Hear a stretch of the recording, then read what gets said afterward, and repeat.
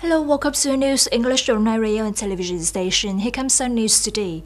The Vietnam Fairless Front Committee of the Nam Province said they will carry out the work of religion, ethnicity in 2023 and guide the assimilation movement in 2023 among ethnic minorities and people of all religions.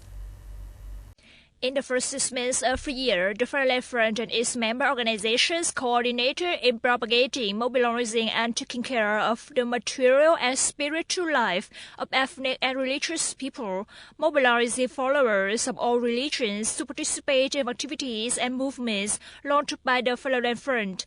As a result, the Fairless Front and authorities at all levels launched religious organizations to participate in building new rural areas and civilized cities, participating in socialization in the fields of health, education, social protection, vocational training, social charity, environmental protection, and so on, with a total value of 80 billion Vietnam dong, coordinating to build 20 houses of love worth 2 billion Vietnam dong for ethnic minorities, awarded nearly 3,000 gifts on holidays and TED worth 3 billion Vietnam dong, distributed TED money to support over 640 ethnic minority students worth nearly 500 million Vietnam dong.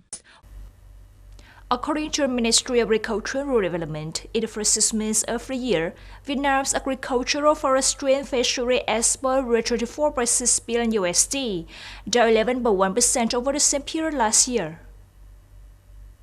Notably, there are 7 products and product groups with export value of over $1 billion, including coffee, rubber, rice, vegetables, cashew nuts, shrimp, and wood products, in which rice and cashew nut are 2 products that increase in both volume and value of exports.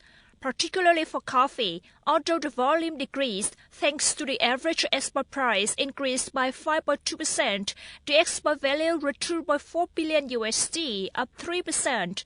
In the first half of the year, China continued to be the largest import market for Vietnam's agricultural, forestry, and fishery products, accounting for 21.4% of the market share, followed by the US with 20.2% and Japan with 7.7%. Gross steel consumption in the first 6 months of this year reached less than 10 million tons, down 15% compared to the same period last year. Domestic gross steel demand accumulated over the past 6 months is estimated to decrease by 20%. This figure probably shows a signal about the recovery speed of construction activities and industrial production in the country. Meanwhile, at the end of June, the domestic steel price was adjusted down from 200,000 Vietnam dong to 350,000 Vietnam dong per ton. Thus, from the beginning of the year until now, the price of construction steel has had 12 downward adjustments. Depending on the brand, the frequency of price adjustment will be different. China's state television reported that U.S. Treasury Secretary Janet Yellen arrived in Beijing yesterday, starting a visit aimed at improving communications and stabilizing strained relations between the world's 2 largest economies. U.S. officials have said they expect frank discussions during Yellen's trip, following Beijing's abrupt announcement of export controls for the rare metals gallium and germanium, as well as new counterintelligence laws.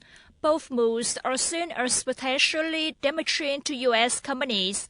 This is Yellen's first visit to China as finance minister, coming just weeks after U.S. Secretary of State Antony Blinken's rare visit to China.